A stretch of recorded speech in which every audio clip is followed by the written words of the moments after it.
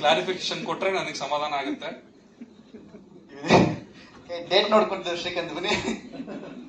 ಯಾಕೆ ಆ ವ್ಯಕ್ತಿ ಆ ರೀತಿ ಹೇಳಿದ್ರು ನನಗಂತೂ ಗೊತ್ತಿಲ್ಲ. ನೀವೇನಾದ್ರೂ ಹೇಳ್ಕೊಟ್ಟಿದ್ರ? ಪಬ್ಲಿಸಿಟಿಗೋಸ್ಕರ ಹೇಳ್ಕೊಟ್ಟಿದ್ದಾರೆ. ಪಬ್ಲಿಸಿಟಿ ಆಗ್ಲಿ ಆತರ ಏನಾರ ಇದ್ರೆ ಆತರ ಏನಿಲ್ಲ.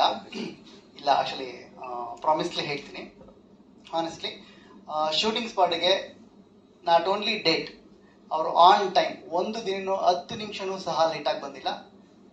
ಇದು ನನ್ನ ಕಡೆಯಿಂದ ಕ್ಲಾರಿಫಿಕೇಶನ್. ಓಕೆ, ಯಾವತ್ತೂ ಬಂದಿಲ್ಲ.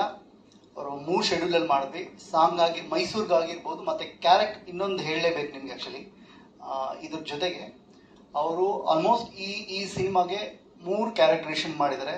ಸೊ ಅವ್ರ ವೆಯ್ಟ್ ಅನ್ನು 8 ರಿಂದ 9 kg ವೇರಿಯೇಷನ್ಸ್ ಅಷ್ಟು ಡೆಡಿಕೇಟಿವ್ ಆಗಿ ಮಾಡಿದ್ದಾರೆ. ಹಂಗಾಗಿ ಟೈಮಿಗೆ ಬಂದಿಲ್ಲ ಅಂತ ಹೇಳೋದ್ರಲ್ಲಿ ತಪ್ಪಾಗುತ್ತೆ. 100% ಬಂದಿದ್ದಾರೆ. ನೀವು ಕ್ಲಾರಿಫೈ ಮಾಡಿಜಿ. ಆಯ್ತು, ಡೈರೆಕ್ಟರ್ ಹೇಳಾದ್ಮೇಲೆ ಆಯ್ತು. ಆಮೇಲೆ ಯಾವಾಗ ಬೈದಿದ್ರಂತಲ್ಲ ಅದು ಸ್ವಲ್ಪ ಹೇಳ್ಬಿಡಿ, ಏನಂತ ಬೈದಿದ್ರಿ?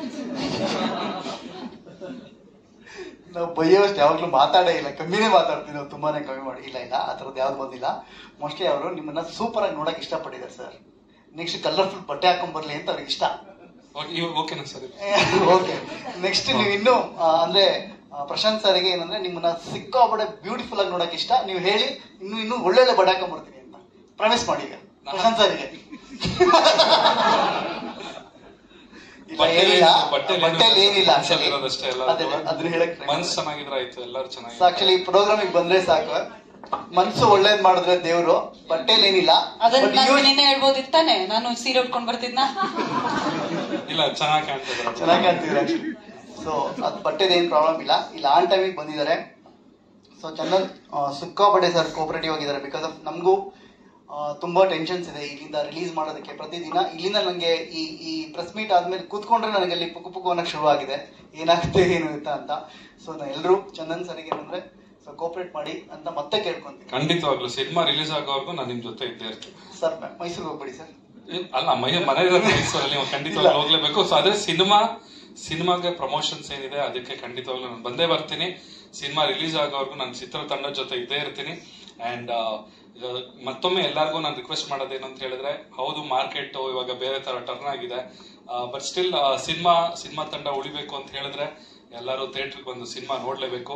ಈ ರೀತಿಯಾದಂತ ಒಂದು ಅನುಭವ ಯಾವಾಗ ಆಗಿತ್ತು ಅಂತ ಹೇಳಿದ್ರೆ, ಹಲವಾರು ವರ್ಷಗಳ ಹಿಂದೆ ಈ ನಾಟಕ ಕಂಪನಿಗಳಿತ್ತು. ಯಾವಾಗ ಸಿನಿಮಾ ತುಂಬಾ ಓವರ್ಟೇಕ್ ಮಾಡಿದ್ರು, ಆವಾಗ ನಾಟಕ ಕಂಪನಿಗಳೆಲ್ಲ ಒಂದೊಂದೇ ಮುಚ್ತಾ ಬಂತು. ಸೊ ಹಾಗಾಗಿ ಆ ರೀತಿಯಾದಂತ ಒಂದು ಪರಿಸ್ಥಿತಿ ಇವತ್ತು ಸಿನಿಮಾ ರಂಗಕ್ಕೂ ಕೂಡ ಬಂದಿದೆ. ಆದ್ರೆ ಅದನ್ನ ತಡೆಯುವಂತ ಶಕ್ತಿ ಇರೋದು ಆಡಿಯನ್ಸ್ ಕೈಲಿ ಮಾತ್ರ. ಕಲಾವಿದರನ್ನ ಉಳಿಸೋ ಒಂದು ಶಕ್ತಿ ಇರೋದು ಆಡಿಯನ್ಸ್ ಗಳಿಗೆ ಮಾತ್ರ. ಕಲಾವಿದರು ಉಳಿಬೇಕು ಅಂತ ಹೇಳಿದ್ರೆ ನೀವು ಥಿಯೇಟರ್ಗೆ ಬಂದು ಸಿನಿಮಾ ನೋಡ್ಬೇಕು. ನಮ್ಮೆಲ್ಲರಿಗೂ ಸಪೋರ್ಟ್ ಮಾಡಿ ಅಂತ ಕೇಳ್ಕೊಳ್ತಾ ನನ್ನ ಈ ಮಾತನ್ನ ಮುಗಿಸ್ತಾ ಇದ್ದೀನಿ. Thank you. ಏನಿಲ್ಲ ಸರ್, ಮತ್ತೆ ಆಕ್ಚುಲಿ ಪಾರ್ಟಿ ಸಾಂಗ್ ರಿಲೀಸ್ ಆದ್ಮೇಲೆ ಮತ್ತೆ ನೀವು ಸೂಪರ್ ಲೈಫ್ ಶುರು ಆಗುತ್ತೆ. Thank you sir. Extraordinary hit ಆಗುತ್ತೆ ಸಿನಿಮಾ.